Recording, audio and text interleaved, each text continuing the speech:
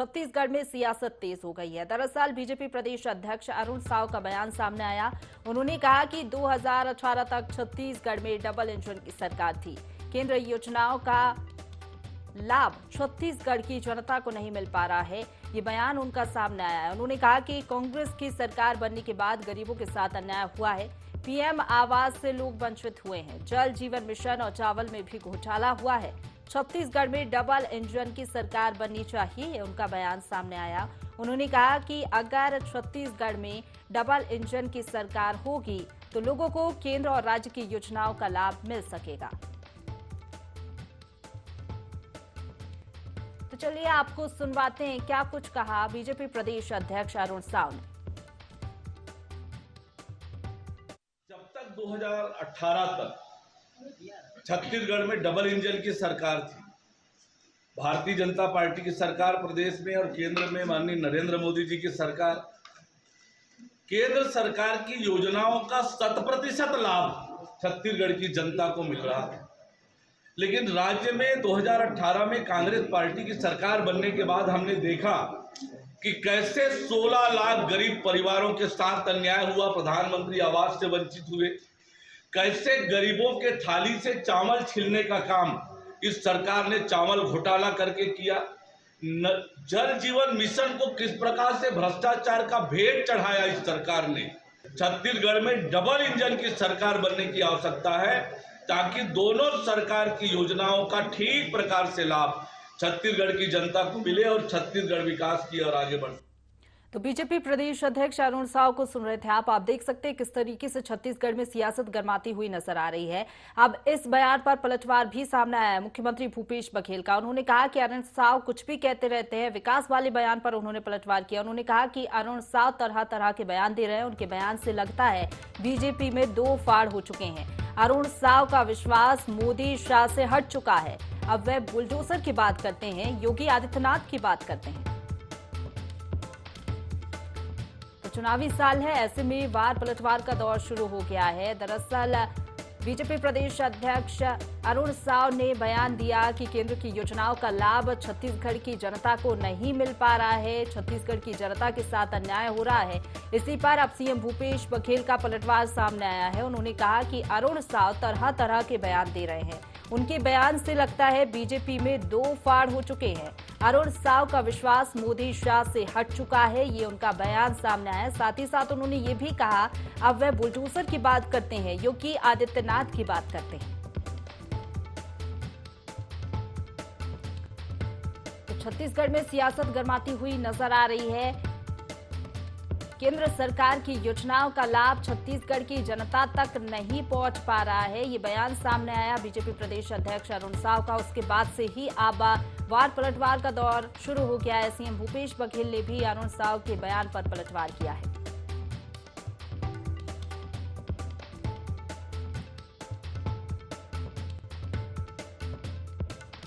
तो प्रजातांत्रिक लड़ाई है जिसको हम लोग लड़ रहे हैं। मसाल यात्राएं किए हैं, बहुत सारे आंदोलन कर रहे हैं। दूसरी तरफ जो न्यायालय, वो तो राहुल जी पहले क्लियर कर चुके हैं। न्यायालय की जो लड़ाई है वो लीगल टीम है, वो लड़ेगी, और दूसरा राजनीतिक लड़ाई है वो हम लोग लड़ेंगे। अरुण साव जी आजकल तरह तरह के बयान दे रहे हैं और उसके ट्वीट भी देखो, उसके बयान देखो, तो लगता ये है कि भारतीय जनता पार्टी में दो फाड़ हो चुका है। अरुण साव जी का विश्वास अब मोदी और शाह से हट चुका है। अब उसकी बात नहीं करते, अब वो बुलडोजर की बात करने लगे। योगी आदित्यनाथ उस रास्ते में चलते हैं। मतलब ये है अरुण साव जी ने स्वीकार कर लिया है कि अब मोदी और शाह की जादू उतर चुका है। तो सीएम भूपेश बघेल को सुन रहे थे आप। उनका ये कहना था कि योगी आदित्यनाथ की बात आजकल अरुण साव करते हैं। उनके बयान से लगता है कि बीजेपी में दो फाड़ हो चुके हैं। राहुल गांधी की याचिका खारिज होने पर कहा कि न्यायिक लड़ाई हम लड़ रहे हैं, प्रजातांत्रिक लड़ाई हम लड़ रहे हैं, एक राजनीतिक लड़ाई भी है जो कि हम लोग लड़ेंगे। ये बयान उनका सामने आया। दरअसल आपको बता दें बीजेपी प्रदेश अध्यक्ष अरुण साव ने ये कहा कि केंद्र की जो योजनाएं हैं उनका लाभ छत्तीसगढ़ की जनता को नहीं मिल पा रहा है। जिस तरीके से चावल घोटाला सामने आया, पीएम आवास योजना में गड़बड़ी का मुद्दा भी उन्होंने उठाया। उन्होंने ये भी कहा कि अगर डबल इंजन की सरकार छत्तीसगढ़ में बनती है तो बेहतर तरीके से केंद्र की योजनाओं का लाभ छत्तीसगढ़ की जनता को मिल सकेगा, साथ ही साथ राज्य सरकार की योजनाओं का भी लाभ जनता को मिल सकेगा। अब इसी बयान पर सीएम भूपेश बघेल का भी पलटवार सामने आया। उन्होंने कहा कि अरुण साव कुछ भी कहते रहते हैं, तरह तरह के बयान आजकल उनके सामने आ रहे हैं। उनके बयान ये दर्शाता है कि बीजेपी में दो फाड़ हो चुकी हैं। अब वो बुलडोजर की बात करते हैं, योगी आदित्यनाथ की बात करते हैं। मोदी और शाह से विश्वास उनका उठ चुका है। ये बयान सामने आया सीएम भूपेश बघेल का। तो चुनावी वर्ष है, ऐसे में वार पलटवार का दौर शुरू हो गया है। प्रदेश अध्यक्ष अरुण साव के बयान के बाद से ही सियासत गर्मा गई है छत्तीसगढ़ की। एक बार फिर से उन्होंने ये आरोप लगाए राज्य सरकार पर कि केंद्र की योजनाओं का लाभ जनता तक नहीं पहुंच पा रहा है। पूरे मसले पर किस तरीके से सियासत गर्माती हुई नजर आ रही है, क्या कुछ बयान सामने आए हैं, आपको सुनवाते हैं। तो प्रजातांत्रिक लड़ाई है जिसको हम लोग लड़ रहे हैं, मसाल यात्राएं किए हैं, बहुत सारे आंदोलन कर रहे हैं। दूसरी तरफ जो न्यायालय, वो तो राहुल जी पहले क्लियर कर चुके हैं, न्यायालय की जो लड़ाई है वो लीगल टीम है, वो लड़ेगी, और दूसरा राजनीतिक लड़ाई है वो हम लोग लड़ेंगे। अरुण साव जी आजकल तरह तरह के बयान दे रहे हैं और उसके ट्वीट भी देखो, उसके बयान देखो, तो लगता ये है कि भारतीय जनता पार्टी में दो फाड़ हो चुका है। अरुण साव जी का विश्वास अब मोदी और शाह से हट चुका है। अब उसकी बात नहीं करते, अब वो बुलडोजर की बात करने लगे। योगी आदित्यनाथ उस रास्ते में चलते हैं। मतलब ये है, अरुण साव जी ने स्वीकार कर लिया है कि अब मोदी और शाह की जादू उतर चुका है।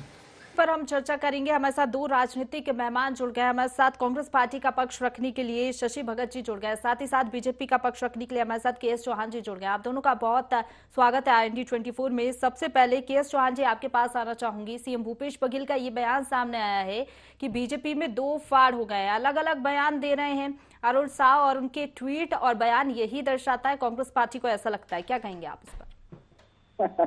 चंचा जी, अलग अलग बयान तो माननीय मुख्यमंत्री जी का हो रहा है। एक प्रदेश के मुख्यमंत्री जी को आप पूछ क्या रहे हैं और वो जवाब क्या दे रहे हैं, उनको सोचना चाहिए। आप ये पूछा गया है कि केंद्र की योजनाओं का जो लाभ है वो राज्य सरकार नहीं पहुंचा पा रही है जनता तक, तो ये पूछा गया है और इस संदर्भ में बात हो रही थी। तो ये दो फाड़ की बात करते हैं, अलग अलग बयान तो ये दे रहे हैं, और वही बात दो फाड़ों की बात रही। तो ऑक्सफोर्ड यूनिवर्सिटी में ना प्रशंसा जी, इनकी ना एक प्रोजेक्ट चल रहा है, उसमें ये है subject rising and falling of Congress party.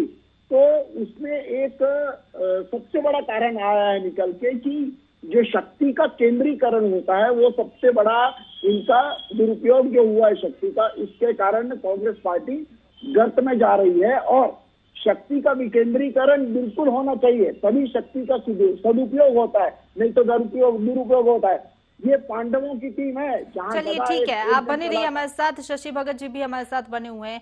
Shashi जी, आप लोगों को ऐसा क्यों लग पार्टी में दो फाड़ है? भारतीय जनता पार्टी के छत्तीसगढ़ प्रभारी श्री ओम माथुर जी ने पहले ही स्वीकार कर लिया है छत्तीसगढ़ की धरती में कि अब जो यहाँ गुजरात का मॉडल नहीं चलेगा, ये सार्वजनिक हो चुका। अब साव जी बुलडोजर और योगी जी को प्राथमिकता दे रहे हैं। यहाँ आदरणीय मोदी जी को किनारे करने का योगी जी, साव जी और ओम माथुर जी षड्यंत्र कर रहे हैं। दो फाड़ निश्चित रूप से हुआ है। भूपेश बघेल जी ने बिल्कुल सही बात कही, प्रदेश के मुखिया हैं, उन सभी चीजों को, इस बात को बारीकी से समझते हैं। जैसा इनने कहा कि यूनिवर्सिटी खुला हुआ है, यूनिवर्सिटी तो भारतीय जनता पार्टी का सामंतवाद के अनुरूप चलने का, जातिवाद के अनुरूप चलने का, धर्मांतरण जैसी कुरीतियां फैलाने का ये प्रयास है जो हमेशा भारतीय जनता पार्टी करती है। और इनका मकसद, ठीक है शशि जी, आप लोग दो फाड़ की बात कर रहे हैं बीजेपी में। जिस तरीके से लगातार बीजेपी भी ये कहती हुई नजर आई है पीसीसी चीफ मोहन मरकाम को लेकर कि ये नहीं चाहते आप लोग कि वो प्रदेश अध्यक्ष रहे, सीएम भूपेश बघेल और उनके बीच तनातनी है, इस तरीके की बातें तो बीजेपी की ओर से भी कहती हुई नजर आई है बीजेपी लगातार।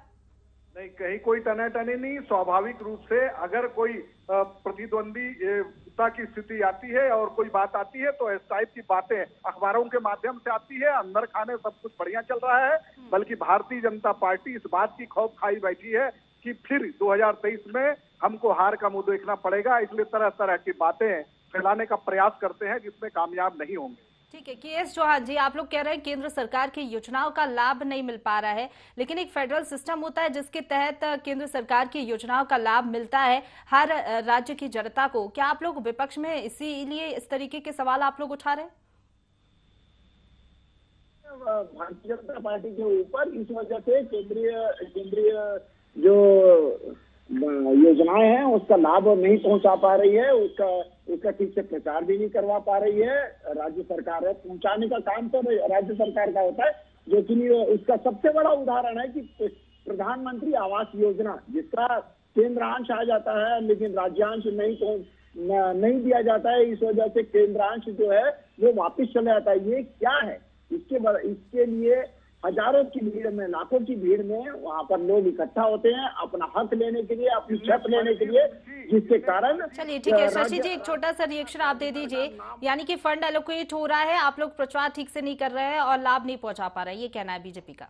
नहीं, राज्यांश का 8,000 करोड़ रुपया जमा किया हुआ है और इन लोगों उनके मन में एक बात बैठी हुई है कि ये किसी भी सूरत में अपने गवर्नेंस में फेल हो जाए, जो कि इनका षड्यंत्र है। ऐसा कतई नहीं होगा, क्योंकि राज्यांश की राशि भी जमा है और ये लोग ऐसे लोगों से फार्म भरवा के लाए हैं जो कि उसमें आते ही नहीं, उस श्रेणी में नहीं आते। इसलिए श्री भूपेश बघेल जी ने 1 अप्रैल से एक सर्वे चालू कराया है और अभी तुरंत ये हो जा रहा है 30 तारीख के अंदर। शशि जी, समय की कमी के चलते आप दोनों को यहीं रोकना पड़ रहा है। आप दोनों मेहमानों का बहुत शुक्रिया हमारे